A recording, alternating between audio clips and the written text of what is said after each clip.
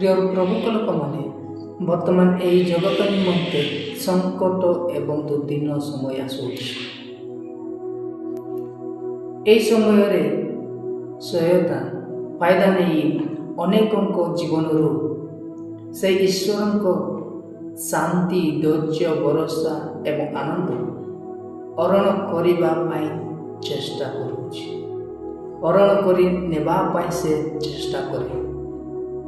ତେଣୁ ପ୍ରକାଶିତ ବାକ୍ୟ 3:11 ଯୀଶୁ କହିଲେ, ଆମ୍ଭେ ଶୀଘ୍ର ଆସୁଅଛୁ, ତୁମ୍ଭ ମୁକୁଟ କେହି ହରଣ କରି ନ ନିଏ।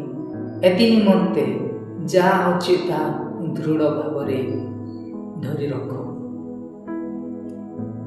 ପ୍ରିୟ ଭାଇ ଭଉଣୀମାନେ, ଯୀଶୁ ଖ୍ରୀଷ୍ଟ ଶୀଘ୍ର ଆସୁଅଛୁ।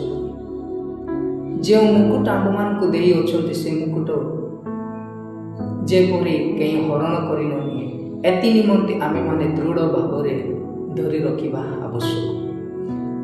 ସେହି ମୁକୁଟ ଯେପରି ହରଣ କରି ନ ନିଅନ୍ତି, ଏଥି ନିମନ୍ତେ ଆମେମାନେ ଦୃଢ଼ ଭାବରେ ଧରି ରଖିବା। ଈଶ୍ୱରଙ୍କ ଆପଣ ଆଶୀର୍ବାଦରେ ଆମେମାନେ ପାଇଅଛୁ। ସେହି ସବୁ ଆମ୍ଭମାନଙ୍କ ନିମନ୍ତେ ମୁକୁଟ ଅଟେ। ସେହି ମୁକୁଟ ଯେପରି କେହି ହରଣ କରି ନ ନିଏ, ଏଥି ନିମନ୍ତେ ଆମେମାନେ ଦୃଢ଼ ଧରି ରଖିବା ଆବଶ୍ୟକ। ମାତି ଲିଖିତ ସୁସମାଚାର 13:19 ଏପରି ଲେଖାଯାଏ, ଯେତେବେଳେ ଈଶ୍ୱରଙ୍କ ବାକ୍ୟ ଆମ୍ଭମାନଙ୍କ ଜୀବନରେ ଆସେ, ସେ ବାକ୍ୟ ମଧ୍ୟ ଶୟତାନ ହରଣ କରିନିଏ। ତେଣୁ ଯେପରି ଈଶ୍ୱରଙ୍କ ବାକ୍ୟ ଆମ୍ଭମାନଙ୍କ ଠାରୁ ଶୟତାନ ହରଣ କରିନିଏ, ଏଥି ନିମନ୍ତେ ଆମେମାନେ ଦୃଢ଼ ଭାବରେ ରହିବା ଆବଶ୍ୟକ। ତିମୋଥୀ 6:12 ଏପରି ଲେଖାଉଛି, ବିଶ୍ୱାସର ଉତ୍ତମ ଯୁଦ୍ଧରେ ପ୍ରାଣପଣ କର, ଅନନ୍ତ ଜୀବନ ଧରି ରଖ। ଅନନ୍ତ ଜୀବନ ହେଉଛି ଈଶ୍ୱରଙ୍କ ଦାନ। ଈଶ୍ୱରଙ୍କ ଦାନ ଅଟେ।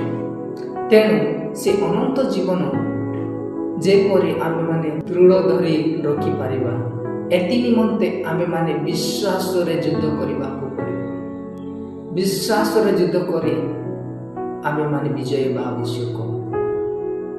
ପ୍ରିୟ ଭାଇ ଭଉଣୀମାନେ, ଯେଉଁ ଅନନ୍ତ ଜୀବନ ଆମମାନଙ୍କୁ ଦାନ ଦେଇଛନ୍ତି, ସେ ଅନନ୍ତ ଜୀବନ ଆମମାନଙ୍କ ହସ୍ତରେ ନୁହେଁ, ଏହା ପ୍ରଭୁଙ୍କର ଦାନ ଅଟେ। ତେଣୁ ଏ ଅନନ୍ତ ଜୀବନ ଯେପରି ଶୟତାନ ହରଣ କରି ନ ନିଏ, ଏଥି ନିମନ୍ତେ ଆମେମାନେ ବିଶ୍ୱାସରେ ଯୁଦ୍ଧ କରିବାକୁ ପଡ଼ିବ। ଆମମାନଙ୍କ ଜୀବନ, ଆମମାନଙ୍କର ଆତ୍ମା ପ୍ରଭୁଙ୍କଠାରେ ସମର୍ପଣ କରିବା। ନିଶ୍ଚିତ ଭାବରେ ସଦାପ୍ରଭୁ ଯୀଶୁ ଖ୍ରୀଷ୍ଟ ଆମମାନଙ୍କୁ ସାମର୍ଥ୍ୟ ଦେବେ, ଶକ୍ତି ଦେବେ ଏହି ବିଶ୍ୱାସ ଯୁଦ୍ଧରେ ବିଜୟ ହେବା ପାଇଁ। ଏ ବାକ୍ୟ ଦ୍ୱାରା ସମସ୍ତଙ୍କୁ ଆଶୀର୍ବାଦ କରନ୍ତୁ। ପ୍ରେଜ୍ ଦ ଲର୍ଡ।